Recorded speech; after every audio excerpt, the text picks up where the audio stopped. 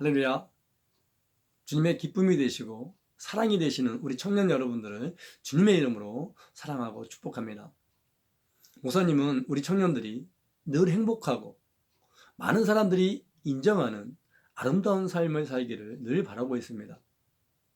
그런데 행복한 삶을 사는 사람, 성공적인 삶을 사는 사람들의 특징 중 하나는 자신이 하고 있는 일을 좋아서, 즐거워서 열심히 하고 있다는 것입니다. 그러려면 자신이 속한 직장이나 공동체에 대한 자부심이나 만족도가 높아야 되는 것입니다. 그것은 신앙생활하는데도 마찬가지입니다. 저와 여러분이 속한 교회 공동체가 즐겁고 보람되고 만족도가 높아야만 신앙생활에 더 열심히 할 수 있고요. 주님이 말씀하신 복음 전파의 사명도 감당할 수 있는 것입니다. 하지만 지금의 상황은 쉽지 않은 상황입니다. 신천지로 인해서 코로나가 퍼져나갔고 많은 사람들이 고통을 받았는데 그들이 교회라는 이름을 사용함으로 인해서 교회에 대한 비난이 높아지고 있습니다. 특히 TV 뉴스에 나오는 몇몇의 교회는 세상에 빛이 되어야 하는 교회의 그 본질을 잃어버리고 행정당국의 권고나 명령도 듣지 않음으로 인해서 이기적인 교회, 또한 교회가 예배를 강요하는 이유 중 하나는 헌금을 걷기 위해서라고 이야기하는 사람들도 있기 때문에 그런 이야기를 자주 듣다 보면 자부심을 가져야 되고 너무나 아름답고 세상에 꼭 필요한 우리의 교회임에도 불구하고 자부심을 잃어버릴 수밖에 없다는 것입니다. 우리 청년들 중에서도 그리스도인들 중에서도 꼭 모여서 예배를 드려야 하느냐라고 반문하고 그것 때문에 교회에 대한 만족도를 빼앗기는 청년들도 있다는 것입니다. 오늘 본문에 나오는 아브라함은 인류 수많은 사람 중에서 하나님이 택하신 유일한 사람이었고 하나님을 따라 모험의 세계를 떠날 수 있었던 대단한 사람이었습니다. 그런데 그가 가나안 땅에 이르렀고 거처할 곳을 계속해서 옮기다 보니 또 기근이 심해서 애굽 땅으로 내려가다 보니 예배를 드리지 못했습니다. 그전까지는 어떠한 상황이었어도 하나님과 동행하고 예배를 통해서 늘 믿음의 길을 갔던 그였지만 애굽 왕의 권력과 군사력과 그 힘 앞에서 두려움을 갖게 됩니다. 하나님을 잃어버렸고요. 자신의 아내를 자신의 여동생이라고 속임으로 인해서 아내까지 빼앗기는 그런 비참한 처지까지 이르게 되었습니다. 하나님의 도움으로 다시 아내를 찾고 그리고 가나안 땅으로 돌아와서야 그는 예배가 얼마나 소중한지를 깨달았고 오늘 말씀처럼 다시 제단을 쌓고 하나님께 예배를 드립니다. 여러분, 예배만에 놀라운 비밀이 있기 때문에 그렇습니다. 우리의 몸은 먹지 않으면 3주가 지나면 생명의 위험한 단계에 이릅니다. 사고를 당했어도 빠르게 조치하지 않으면 죽을 수밖에 없는 위기에 처하게 됩니다. 그럴 때 우리는 응급실에 가서 응급처치를 받고 치료를 받음으로 인해서 살아날 수 있습니다. 그런 조치를 안 하면 죽게 되지요. 죽었다는 것은 반응하지 않는다는 것입니다. 아무리 때려도 아무리 심한 말을 해도 죽은 사람은 전혀 반응할 수가 없습니다.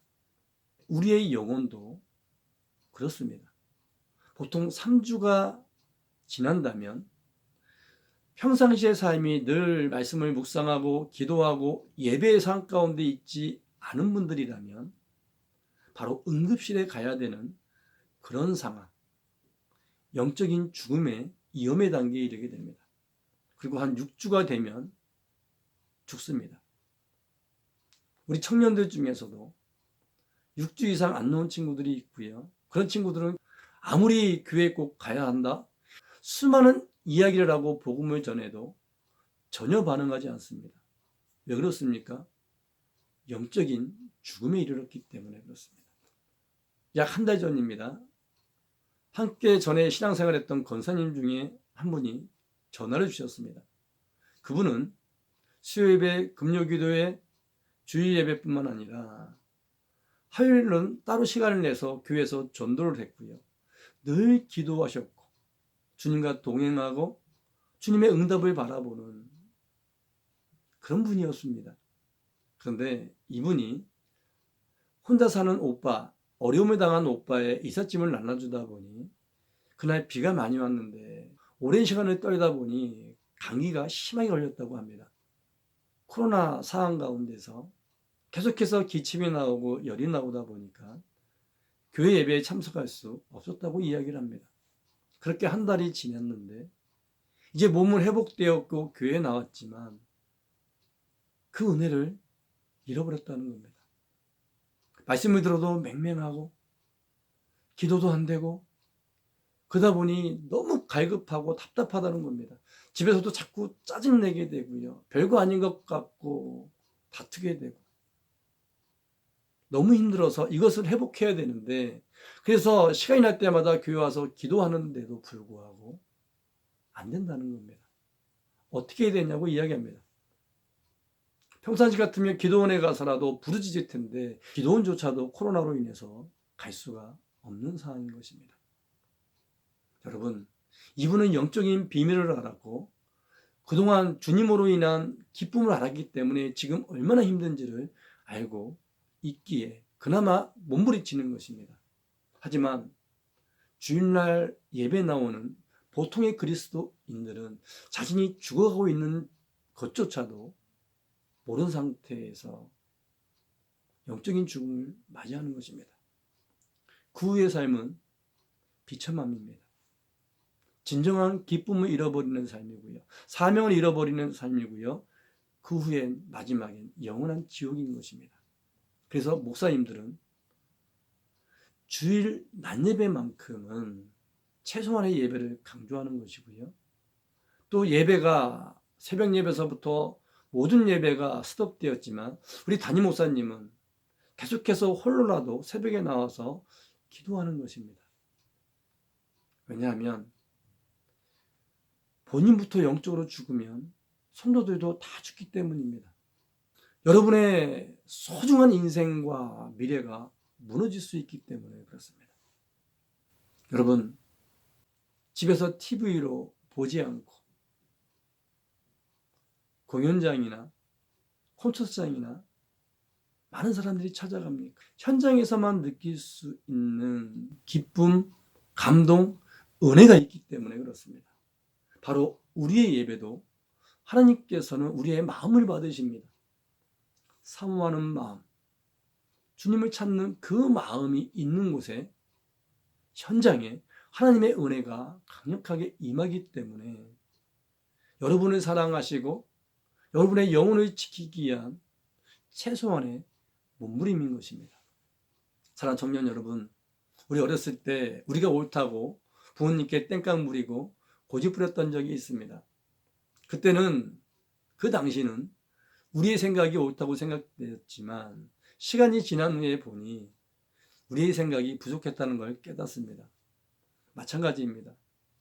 언제나 우리는 우리의 생각이 정답이 아니라는 것을 아셔야 합니다. 정답인 것은 오직 하나님의 말씀이고 그 말씀만이 진리입니다.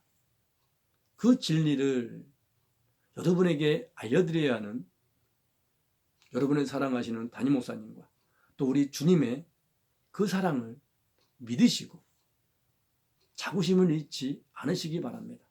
세상에서 비록 신천지나 잘못된 교회를 통해서 보는 관점으로 욕을 하더라도 여러분만큼은 여러분이 속한 교회 그리고 예수님에 대한 그 복음을 확신하시고 자부심을 갖고 신앙생활 하셔서 늘 사랑받는 여러분, 행복한 삶을 살아가는 여러분들이 되시기를 주님의 이름으로 축복합니다.